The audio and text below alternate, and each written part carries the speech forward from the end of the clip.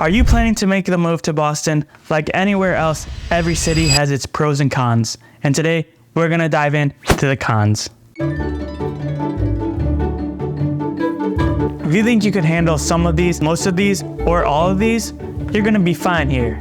Now, we're gonna dive into much more than just the weather and the cost of living. We're gonna be talking about transportation, the people, and even politics.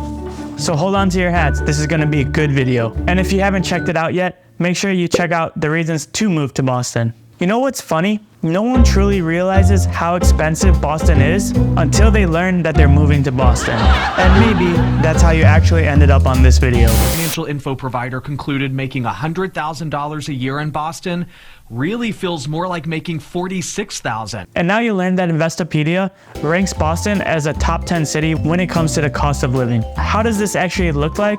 Well, housing inventory is tight and always has been. Housing costs 125% more than the national average. Utilities cost 25% more than the national average. Though healthcare could be considered the best in the nation, it will cost you 16% more than the national average, while groceries will cost you about 14% higher than the national average. Yes, a dozen eggs at Whole Foods can cost you $9. Hey yo, what the The median home value is about $755,000, with the median household income being about $100,000. You have many high-paying job opportunities in Boston. It's really not rare to meet someone who's making between $180,000 to $220,000 coming out of college. I get it. Who are these people? These are usually people who just finished law school, software engineers, and sales, specifically medical device sales.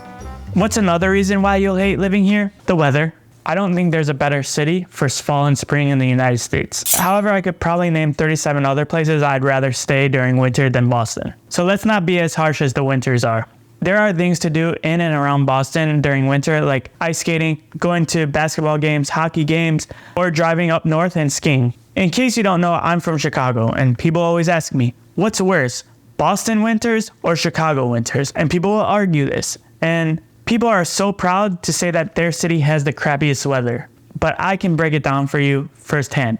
So the winters in Boston differ in the fact that you have 2 or 3 giant snowstorms called nor'easters. If you don't know what a nor'easter is, it's like a hurricane of snow. And when this happens, the snow comes down so fast and piles up. It's actually so fascinating how quickly the snow can pile up. The next day, everyone embraces it though. You'll see people skiing, snowboarding down Beacon Hill. It is a winter wonderland, and then I have to admit, I enjoy it. But the difference in Chicago is that, yeah, it snows in Chicago, but it doesn't snow quite like it does in Boston. However, it gets cold. And yeah, Boston gets cold, but it's never cold for a long period of time like it is in Chicago. Chicago turns into an ice cube, has these things called polar vortexes, which is essentially a name that they made up just to let you know it's going to be very cold and that air is coming from Canada. So when you're trying to think of the difference, if you're from Boston and Chicago or familiar with the two and you've experienced the winters, Chicago, cold, Boston, snow. Boston winters are kind of mild, unless you're from Florida. A lot of days you'll have temperature between the 30s and 40s.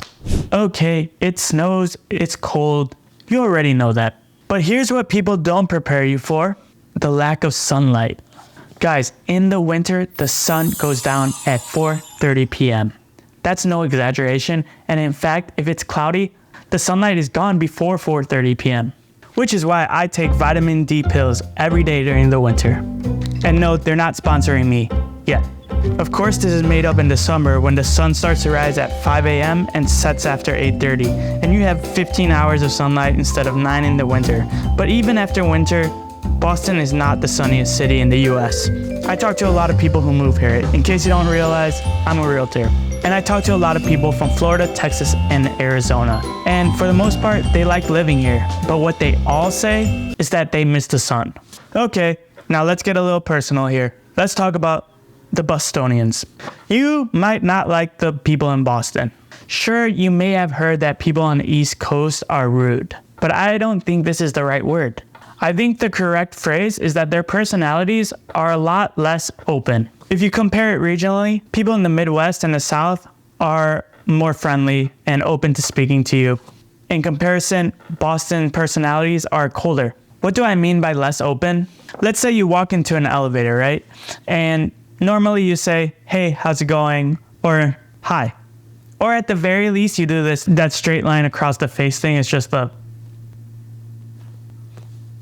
At the very least, you recognize the existence of the other person in the elevator. But in Boston, don't expect anyone to say hello or ask how your day is going. Need another example? Let's say it's Saturday and you're walking to go grab coffee or something, and someone's walking in the direct opposite way, coming towards you. Saturday morning, right? Where I'm from, if you pass someone up, you say, "Good morning."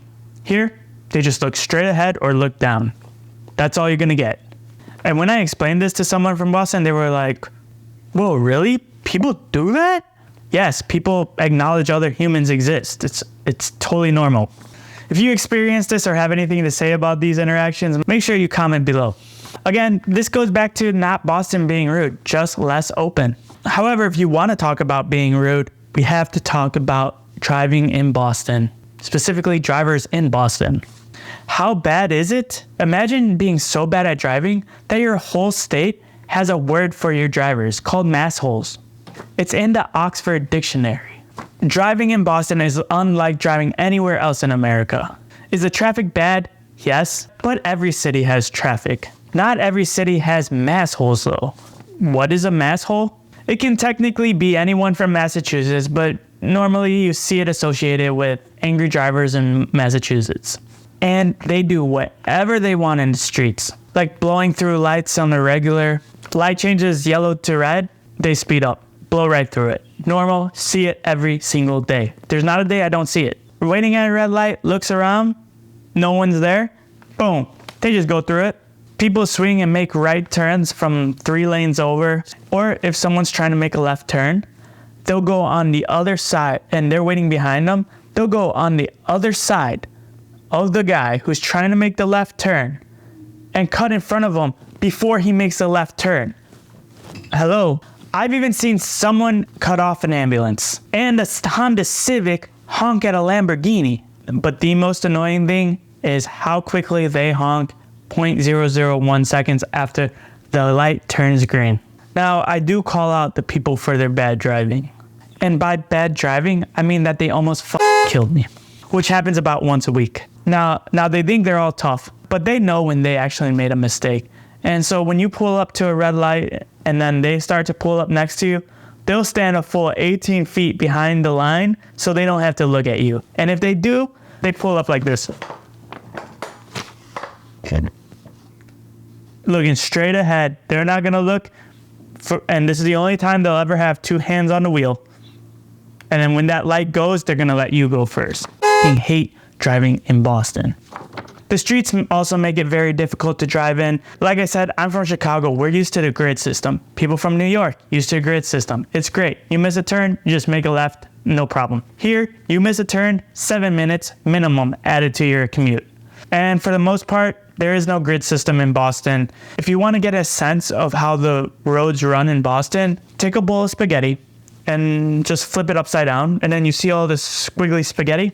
That's how the roads are in Boston. So why are they like that? It's actually because the roads used to be cow paths. And have you ever seen a cow make a 90-degree turn? Nope. Physically impossible. That's why there's a slow curve to all the roads. If you didn't know that, give this video a thumbs up. Make sure you subscribe for more. And yes, because they're cow paths, a lot of the roads are very narrow. Between all that I just mentioned, as well as the ridiculous amount of potholes and the gas companies just tearing up every single street, I know what you're saying. Why are you even driving in Boston? Isn't Boston walkable? Don't you guys have a transportation system? Oh, you mean the T? Oh, you mean the first subway in the United States? If you already live in Boston, you already know where this train is going. No pun intended. Each line has its own stereotype. The green line is slow and might as well be a glorified bus system. Why? Because it's above ground, stops at the red lights, and stops at the green lights because they have to pick up people. In fact, there are Harvard studies that prove that you can get from one green line stop to another faster by walking. Onto the red line, which is essentially the only line that will take you from north to south. The red line has the stereotype of always being broken. The orange line was a pretty popular story last year when it caught on fire on a bridge. And one lady jumped out of the car, looked back, saw the fire, jumped off the bridge into the water. She's all right. But some people were like, wow, she overreacted. I don't think so. You got to put yourself in her shoes. You're stuck on the bridge. You come out, You see the trains on fire. I could see why you think you need to jump off the bridge in case the whole thing blew up for whatever reason. If you're watching this, I don't blame you. I don't think you're crazy. But this caused a huge disruption. They had to shut down the Orange Line last summer, and then everything was buses. Whew. If you were here for that, you understand how much traffic and chaos that created. Now, the Blue Line is actually the newest and fastest line, but essentially you only take that to go to the airport. And most days, you're not going to the airport. Since these slip-ups, Boston has actually decreased the speed of their already late trains, and they brought them down to only 25 miles per hour. Not only is your train already late or on fire, it's now running slower too. So by lowering the train's speed to 25 miles an hour, the city signals that they take safety seriously, and they actually have no solutions to all these problems. So your trains that are already delayed are just gonna be even delayed more or on fire. But let's be real, this is an embarrassment. We need to do better. Boston needs to do better. If you fix the transportation system and make it the top transportation system in the country, you fix so many other problems like traffic and parking. And that takes us to our next point. Let's talk about parking. Parking is not fun in Boston. Now, we talked about the narrow streets, and parking in Boston is actually free for residents. However, you have to park in your specific neighborhood. Keyword is neighborhood. So if you move to Boston, you'll be able to upload your lease or the information from the condo that you just bought online to be able to receive a parking sticker for your neighborhood. This means that if you live in the South End, you technically can't park in Beacon Hill because they want to save those parking spaces for the residents. So in that case, you will need to find a meter or a garage. However, on a lot of corners, there is a 2-hour free parking. And once you start to look around for it, you start to notice them more. And of course, you can risk it, but they'll catch you eventually. Start getting used to this color. Moving on, Boston has made happy illegal since 1984. What do I mean by that? Happy hour is illegal in Boston. After an accident killed a woman after happy hour. What they claimed was that this woman wouldn't have fell off the back of a car or a convertible or something like that if the bar was not hosting this event, which seemed like some type of trivia event where they were giving out free pitchers of beer. This happened in Braintree, actually. It gained a lot of interest from the media and ultimately led to Massachusetts becoming the first state to ban happy hour, which is kind of defined as discounted drinks or free drinks at a drinking establishment. Bar, restaurant. While we're here on the topic of beer, what goes well with beer? A good barbecue. And living in Boston, barbecuing is pretty much almost illegal. Many of the homes in Boston are created with wood. So turn on the TV, probably top story every single day, at least 3 times a week, is some house is burning down. And that could be for all different causes, especially during the winter. But essentially, you cannot have a charcoal grill in Boston. You can't have a grill if you have someone living above you, like a balcony, whether it's wood or not, or concrete. And if you do have a grill, it has to be connected through a gas line, not just propane. You can see where you're kind of limited. So the best place to be able to live and grill is move into a nice amenity apartment that provides a courtyard for grilling. All right, continuing with the ban on fun in Boston, let's talk about the nightlife. Do you ever hear of people going to Boston for the bachelor party or bachelorette parties? No, me neither. The choices for nightlife are extremely limited compared to cities like New York, Las Vegas, Chicago, Miami, Nashville. Don't worry, Boston has a handful of bars, but they're mostly pub style. And if that's your thing, that's great. But if you're looking for something big as a club, you're not gonna find too many options. There are a couple. But if you're looking for a nightlife district where like a street of bars, that doesn't really exist here. Now, someone from Boston is going to comment on this video and say, oh, what about Union Street with White Bull and Bellingham, or on East Broadway in South Boston? Are you really trying to compare Southie nightlife with New York City or Miami? So if you're looking for a club in Boston, your best chance is going to the Seaport or New York City. However, I have my own theory. Boston is known for their sports. And I believe Boston's lack of nightlife actually contribute to their championships and their winning mentality. Because think about it, these players have less distractions. They're not going out to the clubs, having bottles, getting drunk, meeting girls. In fact, I know this is true. I know that Celtics players usually party at each other's houses. I'm not saying that my theory is right, but my theory makes sense. Now, let's talk about housing. The housing in Boston is known to be very expensive and very old, just like the people who live in New England. Many of these homes were built in the 1900s and even beforehand, which makes it the second oldest housing inventory in the United States, next to Washington, D.C. If you thought that fact was interesting, make sure you hit the like button. And so yes, if these homes are upkept well, maintained well, you can see the charm that these homes had from when they were built. However, a lot of these homes aren't maintained that well, and one can see how it can lose its visual appeal to people. If you're looking for an open concept, modern layout, Boston has those, but it's gonna cost you. Let's go to our next point. Boston hates dogs. Well, not really. However, it's pretty challenging to own a dog and rent an apartment. Many landlords do not allow dogs in their properties. It's unfortunate because I like dogs too, and I probably would have one by now, but I know that when you're searching for an apartment to rent and then you put in the criteria that you need a dog, your searches literally get cut in half. And I get it, I hear it all the time.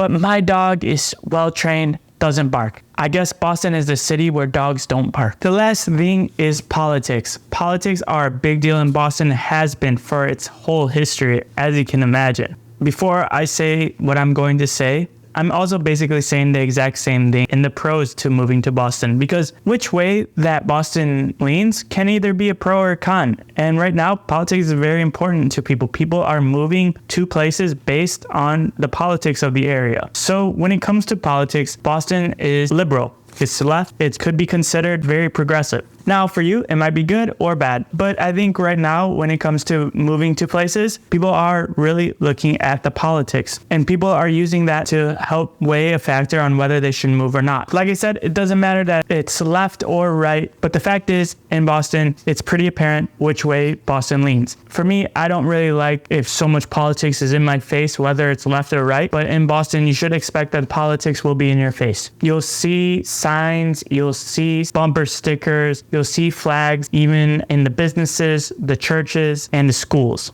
That's all I'm going to say about politics. If you enjoyed this video, make sure that you like and subscribe. If you agree, disagree, make sure you leave a comment below. I welcome it. And I look forward to seeing you on the next video. Thank you.